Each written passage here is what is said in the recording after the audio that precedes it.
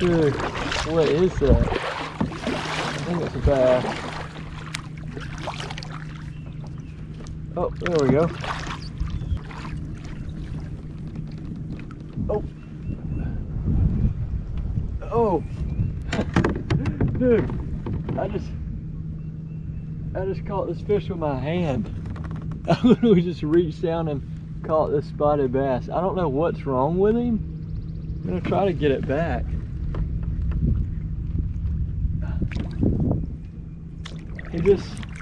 He can't swim right. He keeps floating up.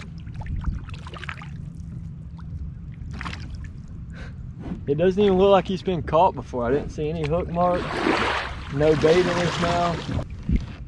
For whatever reason, that fish just cannot go.